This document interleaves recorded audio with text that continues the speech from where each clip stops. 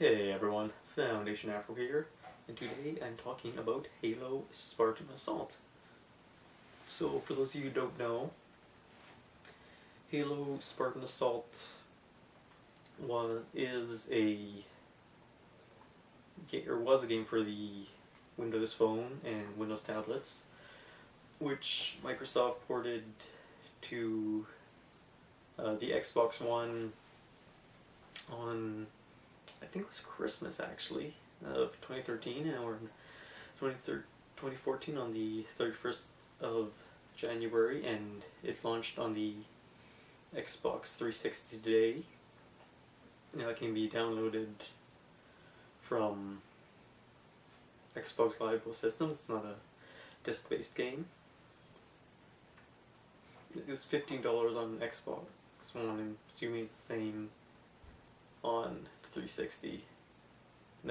That's Canadian dollars. I don't know about US. It's gonna be the same, or other dollar countries. So whatever your currency is, it'll be whatever price it is, of course.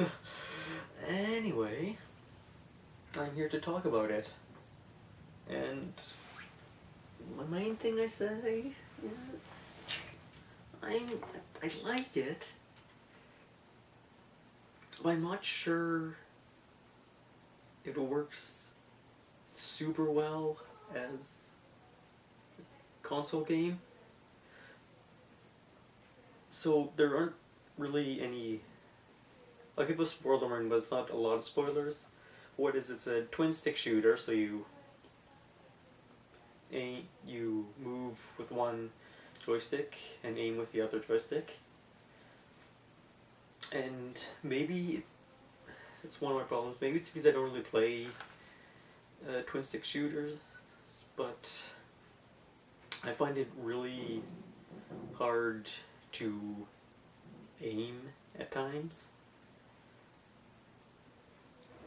which, again, maybe that's my fault, but I'm sure that'd be a lot easier on a touchscreen than it is with a controller in your hands.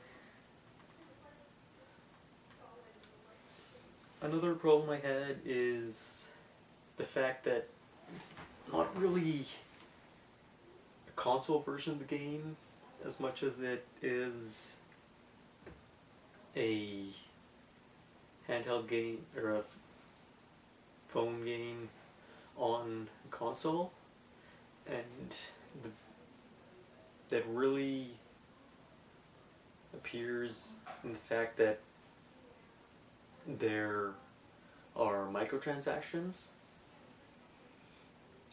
So at the start of every level, you have your primary weapon and your secondary weapon, of course, and then you can change these weapons by either spending points you've earned by completing levels, or you can buy points, use it to unlock more weapons or a different armor ability, stuff like that.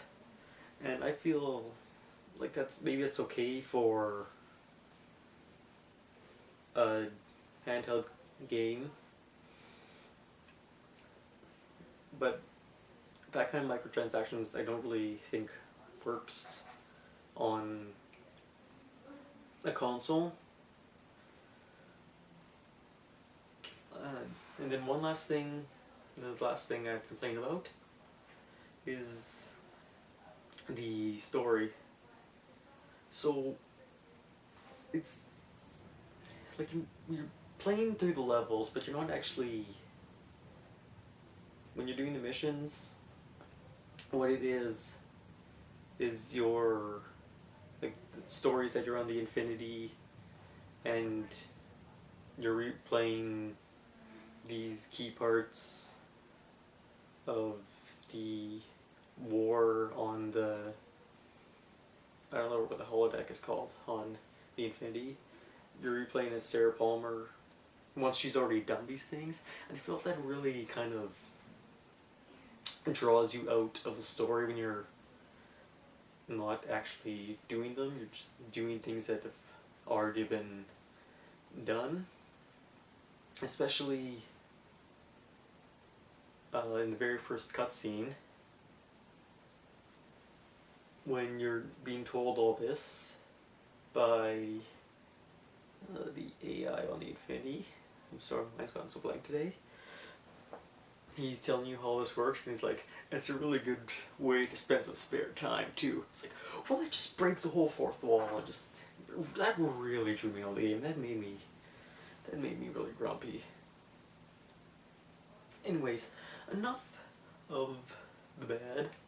Time for the good. Oh, one more bad thing is just that there's basically infinite ammo, because if you go to an ammo crate, it's kind of like in Firefight or something, where you just get more and more ammo, which isn't necessarily bad, but just kind of takes away the point of the famine skull, because you can just grab a weapon, go over to an ammo crate, and suddenly it's full.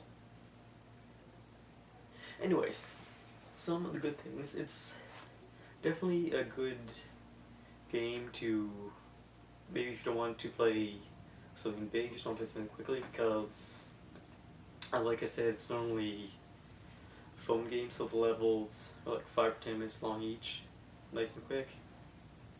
It's that, and it definitely feels like a Halo game. So you have the different strengths of the weapons like you would in a normal Halo game, different uses of them. So you use maybe, like you use a pistol against grunts, and then you use a plasma repeater, or not a repeater, plasma rifle against elites. All the kind of same strategies and stuff you'd use in a normal Halo game. And it's also fun in that it's pretty bloody hard. So not just that, the missions can be difficult to complete sometimes, which they are. Like, it starts off really easy and you feel like, oh, I'm gonna zip through this whole game in a day, but then they start getting really hard later on. But just the point requirements, you get points for making kills, and at the end of the level it counts up how many points you got, and you either get nothing or then you get a bronze, silver, or gold tier. And sometimes it's hard to get enough points. Sometimes even getting bronze is really hard to do, so make sure you turn those skulls on so you get good multipliers. Anyway, I think that's about all I have to say about Halo Spartan Assault. If you're a fan of twin stick shooters and you're a fan of Halo, you should probably give it a try. If you already have it on a Windows phone, a Windows tablet, I don't know if you should necessarily get it because I'm not sure how much it adds. There's one mission, or one series of missions, that's DLC for the original game, so if you want to pay like $15 for just an extra set of levels and also get the game on your console, I guess you could do that.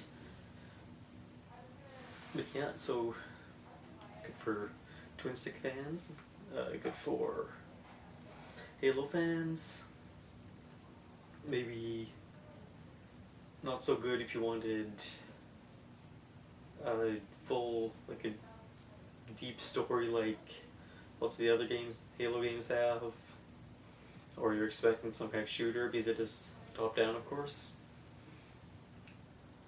But yeah, if you want to check it out, certainly check it out. That's about all I have to say. Please be sure to like and subscribe. Tell me what you think down below. If you played Spartan Assault, you're going to get Spartan Assault. What do you think of the game? And that's it. Bye bye.